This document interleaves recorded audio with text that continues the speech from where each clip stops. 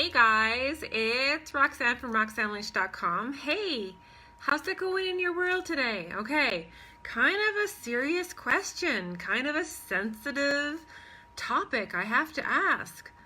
I ask myself, I ask my team, it gets asked of me, are you a promise breaker? Okay?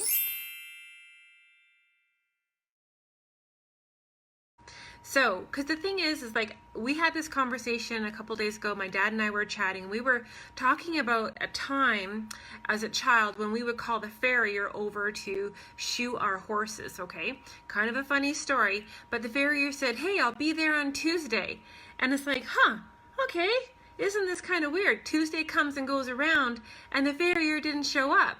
And it's like, it just seemed really strange. It's like, what happened? So we bump into the farrier later on in the week, and he goes, oh, well, it's like, it's ha, I'm just going to come next Tuesday, okay? The thing is that knowing that promises get broken, it just become this expectation in my mind forever and ever that you're just never going to trust a farrier to show up when he's going to trim and shoe your horses when you want them to. But we think about this in a larger scope within our friends and our family. We have friends and family that say like, hey, supper's at 6 o'clock, okay? And you make sure that, be there at 6 o'clock, and they don't show up at 6, they're there at 7. Dinner's cold and they're coming in with their kids and the family's already 8, okay?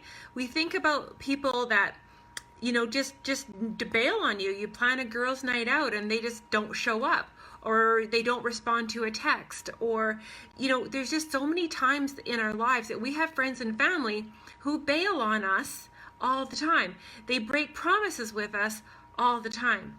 And yet we invite them again, and we listen to their their pleading or their explanation of what is going on within their world. And it just, it really kind of drives us crazy, but we also are, oh, it's okay.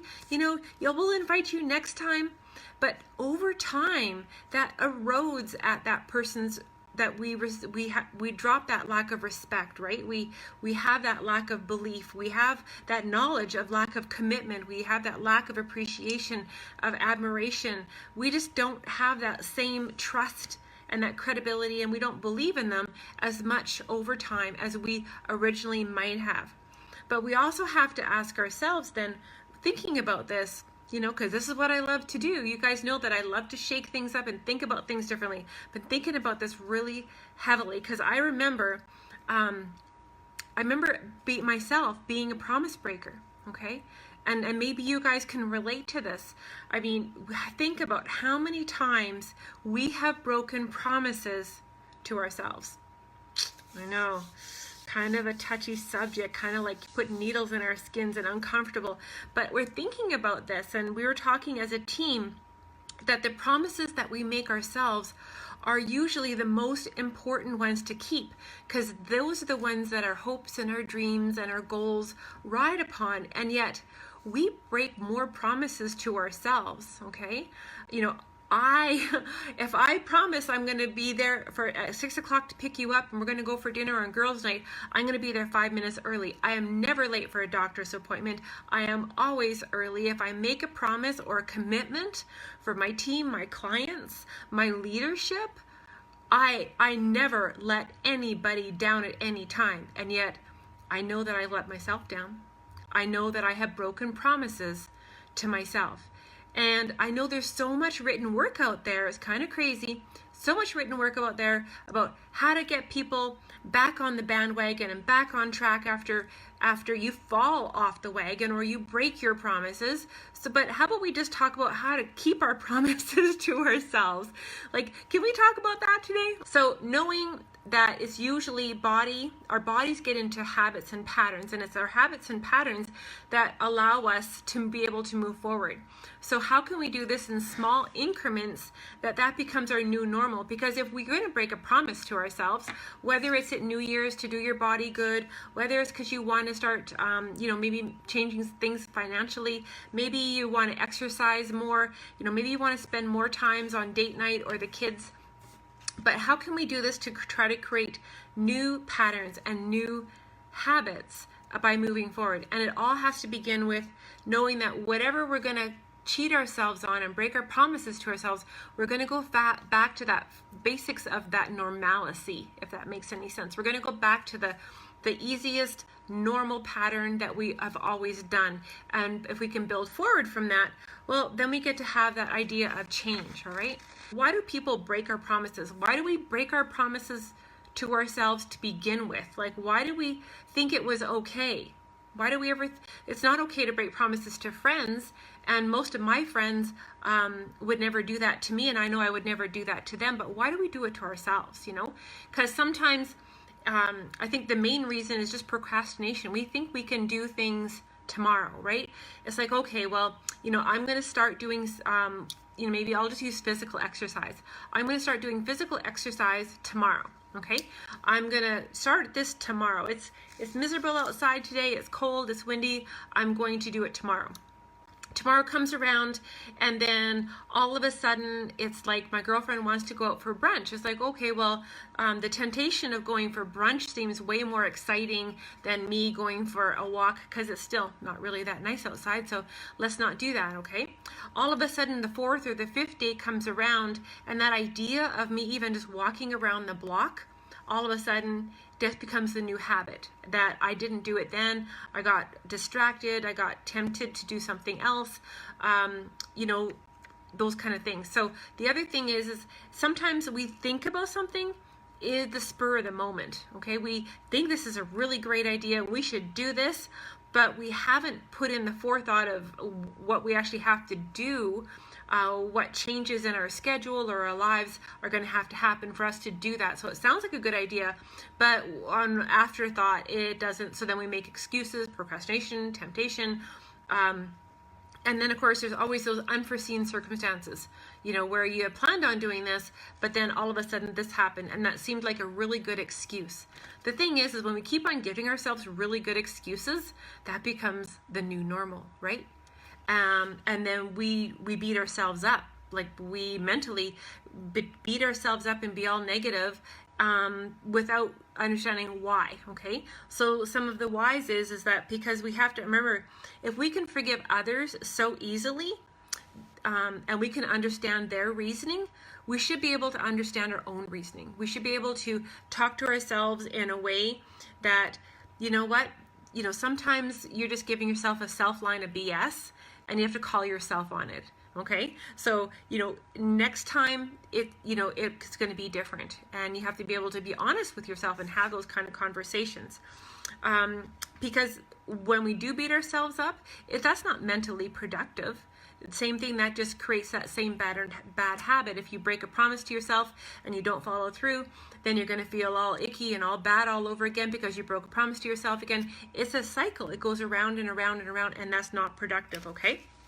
So, because sometimes the reasoning in our mind actually sounds really, really good, but we still know it's not that good, okay?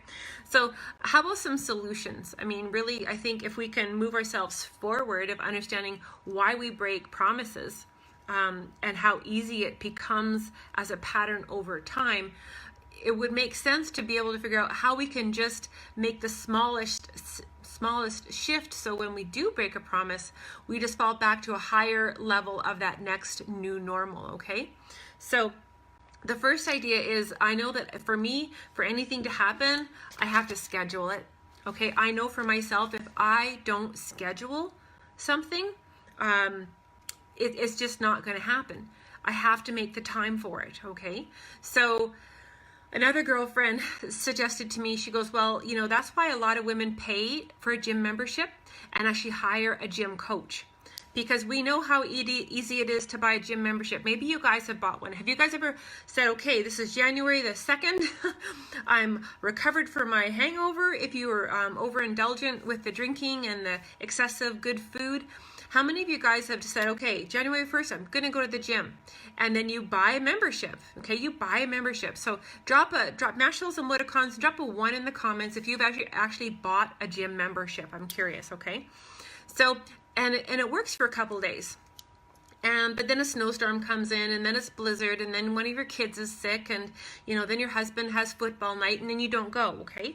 But the women and the guys that buy a gym membership and schedule a trainer and pay for a trainer 2 or 3 times a week, they're not going to let their trainer down, right? Because they have made a promise to the trainer, okay? You've made a promise to you, but because we know we break our own promises, it's easier and better than to then book it with a professional trainer. And you're going to show up because you're not going to break your promise to the trainer, right? You're going to make it happen because you've scheduled it in, okay? So that is scheduling it in and writing it down as tip number 1. Tip number 2 is I'm a visible girl, knowing that I love notebooks, I love journals, I love color, I love design. How about if you do have kids or grandkids, that you increase your visibility by maybe having them put little sticky stars on the calendar. Like, do something with the kids. It's like, okay, every day, kids, we're going to walk with mom, or we're going to walk with grandma. And at the end of that, we're going to put a star on the calendar. And today's your turn to put the star on the calendar, okay? Or write your own big red star on the calendar. Do something to make it visible so you guys can give yourself a high five and do something special for yourself later on in that week, okay? Most people, the other thing is, like, most people, when they set a goal, they make it so big that when they break their promises, it's like, well, yeah, I couldn't do that. That was just way too huge. It was impossible to make that kind of a goal. So break it down into steps, okay?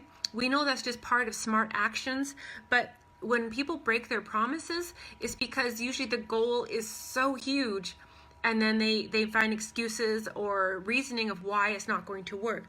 But if you set the goal in the smallest steps, okay?